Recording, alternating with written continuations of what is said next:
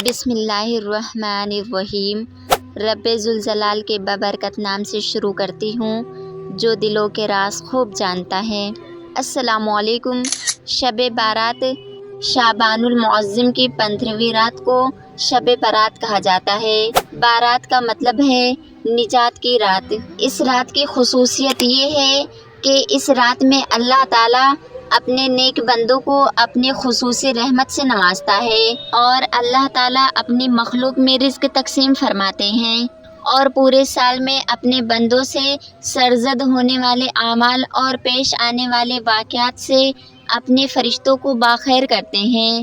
حضرت ابو بکر صدیق رضی اللہ تعالیٰ عنہ سے روایت ہے، وہ فرماتے ہیں کہ رسول اللہ صلی اللہ علیہ وسلم نے فرمایا، اٹھو شعبان کی 15ویں رات کو، یہ رات مبارک رات ہے۔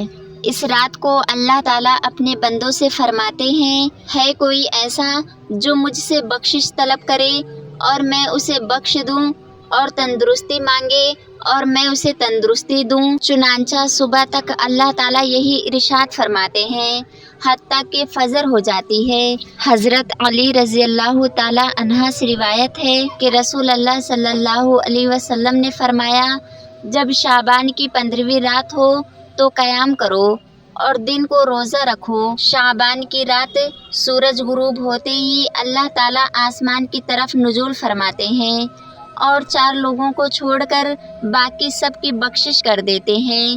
ان 4 لوگوں میں سے سب سے پہلے نمبر پر وہ ہے جو مشرک ہو، یعنی اللہ پاک کی ذات مبارکہ میں غیر اللہ کو شریک کرتا ہو۔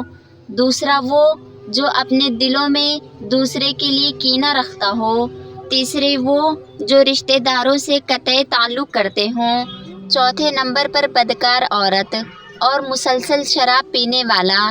ایسا ہرگز نہیں ہے کہ ان لوگوں کی کبھی بخشش نہیں ہو سکتی، بلکہ سبب یہ ہے کہ یہ اپنے گناہوں سے سچے دل سے توبہ کر لیں، کیونکہ توبہ کرنے کی توفیق بھی اللہ تعالیٰ کی طرف سے ہے۔ بس جب تمہارے دلوں میں یہ خیال غالب آ جائے کہ میں نے زندگی میں بے شمار گناہ کر لیے تو توبہ کر لو، پاک ہے وہ عذاب جو تمہیں توبہ کرنے کی توفیق دے گی، تو اس بری عادت سے تمہارا چھٹکارا بھی ممکن بنا دے گی۔ بس تم اپنے رب کی طرف رجوع کرنے میں دیر نہ کرو۔ حضرت عائشہ رضی اللہ تعالیٰ عنہ فرماتی ہیں کہ حضور سرور کونین صلی اللہ علیہ وسلم نے مجھ سے ارشاد فرمایا، اے عائشہ، تم نہیں جانتی کہ یہ رات 1000 راتوں سے افضل ایک ایسی رات ہے جو اللہ تعالیٰ اپنی مخلوق کے بنے قلب کی بکریوں کے بالوں کے برابر گناہوں کو بخش دیتے ہیں اور دوزخ سے آزاد فرماتے ہیں، سوائے 6 لوگوں کے۔ پہلا شراب کا عادی، دوسرا والدین کا نافرمان، تیسرا زنا کرنے والا اور چوتھا قطع تعلق کرنے والا، پانچواں فتنے باز اور چھٹا چور خوری۔ ایک مرتبہ حضرت عیسیٰ علیہ السلام کسی پہاڑی کے پاس سے گزر رہے تھے کہ آپ کی نظر ایک عجیب و غریب جھونپڑی پہ پڑی۔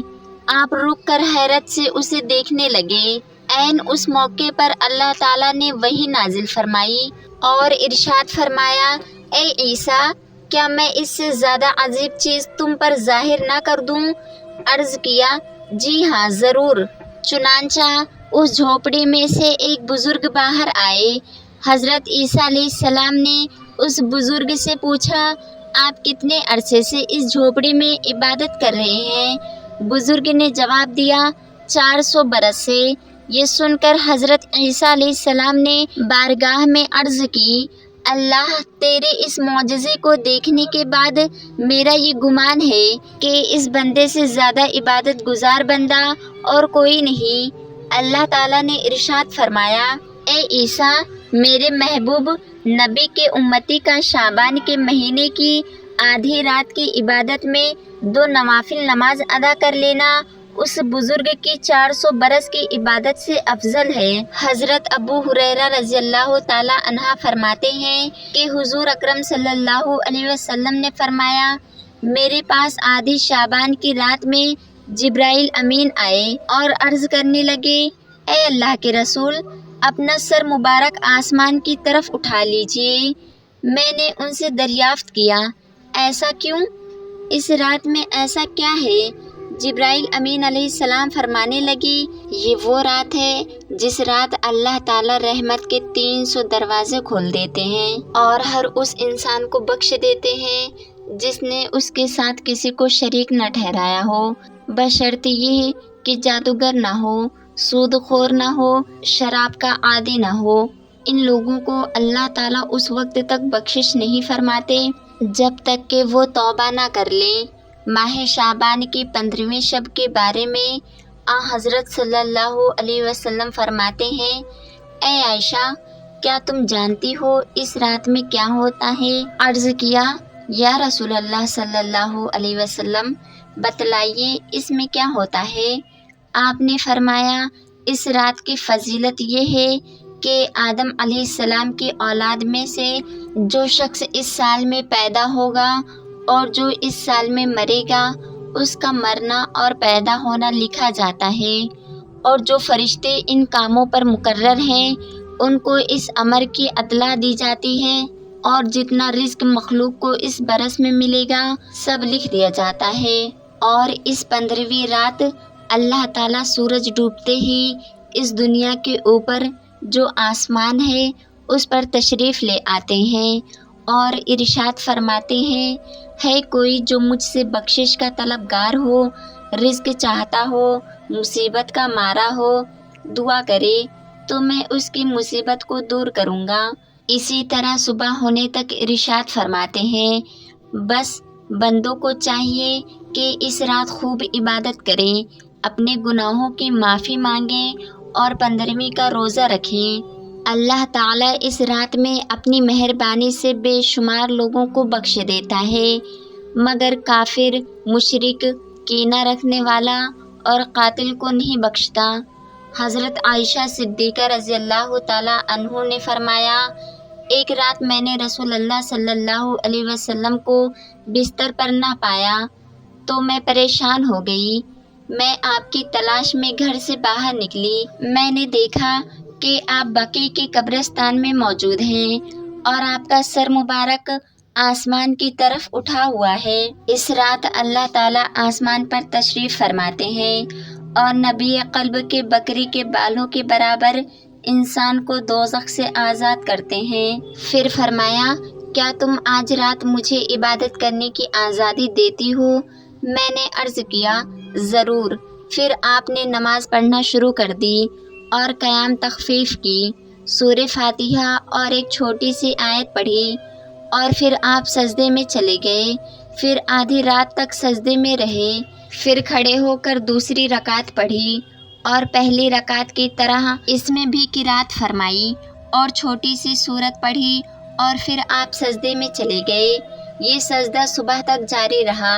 میں دیکھتی رہی، جب آپ کو سجدے میں گئے زیادہ دیر ہو گئی تو مجھے اندیشہ ہو گیا کہ کہیں اللہ تعالیٰ اپنے رسول اللہ صلی اللہ علیہ وسلم کی روح مبارک کو قبض تو نہیں کر لیا۔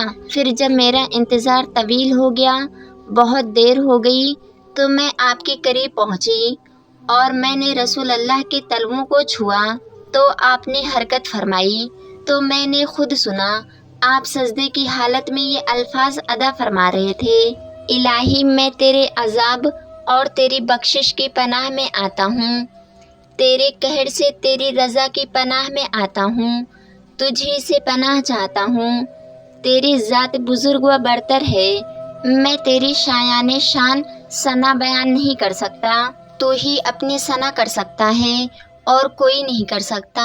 صبح کو میں نے عرض کیا کہ آپ سجدے میں ایسے کلمات ادا فرما رہے تھے کہ آپ ویسے کلمات آپ کو ادا کرتے ہوئے میں نے کبھی نہیں سنا۔